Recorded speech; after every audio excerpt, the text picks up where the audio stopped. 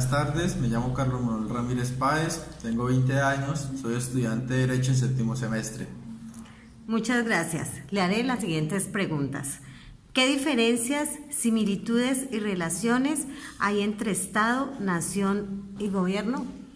Pues inicialmente la relación que tiene es que la nación es la comunidad social, la comunidad como tal que hay en un territorio específico.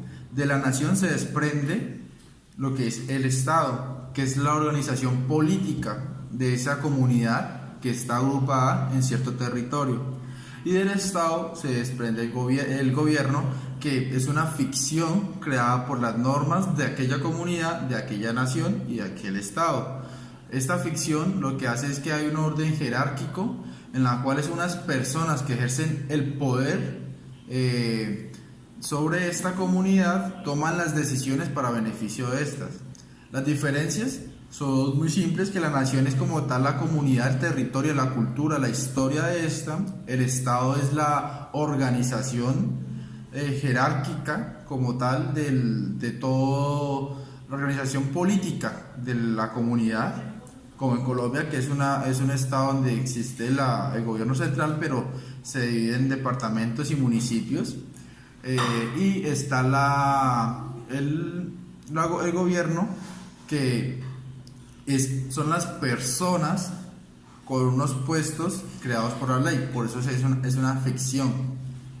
Entonces, es que ellas, o sea, tanto la nación como el gobierno como el Estado se unen para así, o sea, ser una comunidad completa que cumplir todos como los fines que se pacta en una constitución o en un ordenamiento.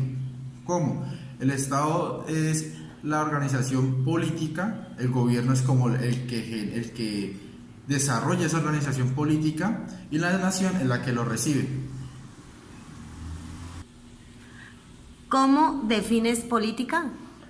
Bueno, la política se puede definir desde dos aspectos: como una ciencia, que es la que estudia todo el ámbito del gobierno, ya que el gobierno es compuesto por personas que deben cumplir unos requisitos como ser nacionales de esa comunidad, pertenecer a esa comunidad, pero tienen unos cargos que se conocen como cargos políticos. Por eso es una ciencia que estudia todo el tema de desarrollo de esos cargos. También la política se puede ver como una actividad de las personas por lograr conseguir un poder.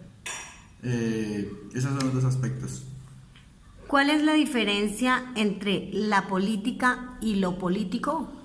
Inicialmente lo político, para tener un fundamento fuerte, pues uno puede acudir a filósofos como Aristóteles, donde él habla de lo político como lo que diferencia al ser humano de los animales, por la razón de que el ser humano tiene la capacidad de controlar su vida social, esto en su diario vivir, y la capacidad de hacer una vida social de la forma como él crea conveniente. Y la política, como les dije anteriormente, se puede ver como la actividad de algún grupo de personas por conseguir el poder. ¿Qué elementos componen la cultura política? La cultura política es un concepto que en materia abstracta no tiene mucho desarrollo. Entonces, se puede decir que una cultura política depende del sistema político de la comunidad. Por ejemplo, si es un sistema comunista, la cultura política va a ser de que en tema, digamos, económico, que las personas no tienen propiedades, sino que todo es del Estado. Si es un sistema capitalista, entonces la cultura política va a ser en generar dinero, en que cada uno consiga sus propias propiedades, y que el Estado lo que hace es intervenir lo mínimo posible en esto. Entonces no creería que existan unos elementos exactos para definir o para agregar a una cultura política. Eso depende desde el sistema político que maneje la comunidad, el Estado o la nación. ¿Qué elementos involucra el ser ciudadano y cómo definirías los derechos y deberes del ciudadano? ¿Qué elementos de los elementos del ciudadano? Primero, pertenecer a una comunidad como tal. Por ejemplo, yo sé que soy ciudadano porque tengo la cédula de ciudadanía donde represento, puedo demostrar que pertenezco a una nación como es la República de Colombia. Entonces los elementos es pertenecer y poder demostrarlo en el Estado colombiano por medio de la cédula. Los derechos, yo digo que son desde una teoría positivista, los derechos es algo que viene intrínseco en la persona, que son abstractos y que las demás personas deben respetar. Los derechos son ese plus que tenemos por ser seres humanos y que son los que nos limitan en el actuar para no afectar a otras personas.